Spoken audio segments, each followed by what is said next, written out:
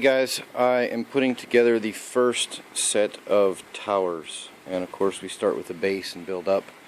I just wanted to give you an up-close look at how these bases work. This one, I think they call it a boot. They come with a little rubber washer. Got my appropriate sized hole drill to drill the hole in the PVC. That'll just pop down in there. You can see it's a really good fit.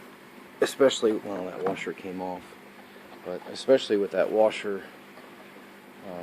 there won't be any pressurized water on it anyways, just to prevent any splash or from coming out while it's draining. And probably not going to be able to do this one-handed. It look like a monkey fucking a football. So, anyways, that's going to go on there, and then we'll put these U-bolts on here. And throw a washer and tighten it up, and it's going to sit just like that. Every single one of these bases has a stainless steel pole which will sit in the hole of the base right here, and that stainless steel pole will go up and individually support each stack. So here's a base, and I don't have more pieces over here, but if you guys watch the video on the towers, you kind of already know how they work. But these will stack 7 high, giving each stack of towers 28 holes. 28 holes, and I have spaced them 66 centimeters apart. So that'll give more than adequate room for plant growth on either side, and hopefully will be adequate for sunlight transmissions and all that stuff. Each of these stacks independently spins as well, so once the pole's in there and all the stacks are connected, you won't have this lateral movement, and it'll sit in place nicely, and then you can turn it if you need to for sun purposes or whatever. Okay, that's all I'm working on right now. I'll take you over and show you what I've achieved with the Dutch buckets. And there you have it. I've got about half of them done, and probably less than half filled with hydroton. So it'll be, what is it, 70? Right at 70 buckets per row. And we'll do 3 rows because I've got 200 buckets. And I went 2 feet off of the edge of the concrete to give me a walking lane there, and then there's about 1 meter or 3 feet roughly between the individual rows of buckets. So yeah, I think it's going to work out real nice. This drain system, you see 2 3-inch pieces of PVC sitting underneath the buckets. There's one on each side. One is serving as a drain, and the other is nothing more than a support for the other side of the bucket. So here is a bucket. I don't have the standpipe in there yet, but as you know, I put my drain on the bottom. I got holes. All the drains are on the right side, as you're looking at it now, and they just drain that way. The concrete slab is, as I've said before, is all sloped, so that 3-inch PVC should give more than adequate drain at a slope to prevent any issues with water coming out of the top of the sea or anything like that. I'm looking around. Here is all the little pieces that I made for the standpipes. So all I did was take little 3/4-inch tubing, saw some holes in the top where I want the water level to stay, and then I just pop them in there, just like that. And then the hydroton goes right on top of it. So it'll keep the hydroton in the bucket, but it'll still allow sufficient draining and give a small reservoir of water in the bucket at all times. That's the idea behind it. So I haven't tried this before, but I think it's going to work out pretty well. I can't imagine why it wouldn't. Because I'm not using the nets. I don't have those paint filter nets or whatever like MHP Gardener uses. Those are certainly optimal, but they're very expensive for me to source here. I couldn't get them in country at all. I would have had to order them, and didn't really want to mess with it.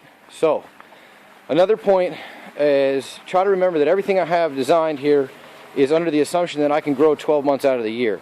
So a lot of this stuff is plug and play for that reason. There's no such thing as tearing down the greenhouse or growing area to, you know, you have a fall and a winter season to go through and clean and, you know, make all the changes that you want to. There is none of that here. I need to stay in production all the time. So I can remove any one of these buckets offline, do what I need to do with it, and return it back online very easily. If I had to pick up the whole operation and move it, I could do that as well. The other reason why I went ahead and did 3 rows, well, that's not necessarily going to be true. Okay, so what I'm getting at here is these are easily expandable. So no matter how many rows I've got, whether they go to the end of the concrete pad or not, you just add on more tubes. Use drill more holes and take off your end cap, which will be on this side, and then you just add in succession. But the 3 rows that I have will take up the entire length. But I'm still going to have a lot of empty space. You guys will see when it's done here in a couple days. You'll see how much empty space this growing area is going to have, because, well, quite frankly, I couldn't afford to fill it with towers or buckets. Well, the buckets I could have done. Those are cheap.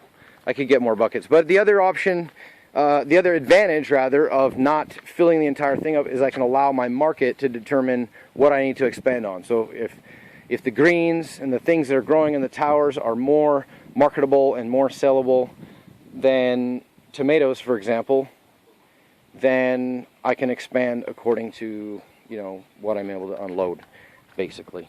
So yeah, those PVC pipes for the towers are 4 inches, and I'm putting 6 on each 4-meter length. So 9 pieces, 9 full-length pieces is going to do it, guys. That's it. So it's not, I don't know how many rows I'm going to make yet. I haven't decided, but whatever it ends up being, there's going to be a lot of empty growing room.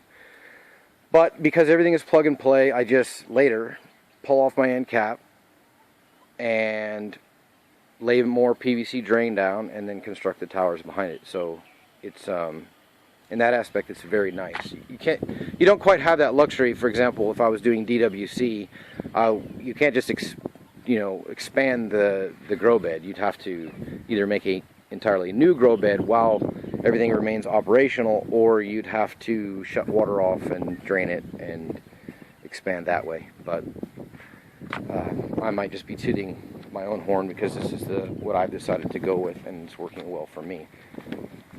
Okay guys, that's about it for today. I was sick a couple days last week. I had the bubble gut. I don't know if I got some bad food or what. So I'm a little bit behind where I want it to be. But I think over the weekend I should be able to get most of this stuff put up and get all that hydroton cleared out. That's why I'm moving over to towers. The towers are going to start being over here.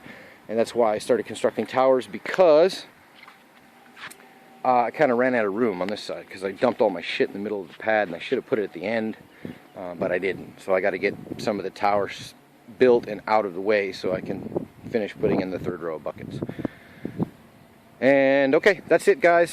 Thanks for watching. Don't forget to subscribe and like the video. The roof will be coming tomorrow. All the cross members are done. They're built and painted.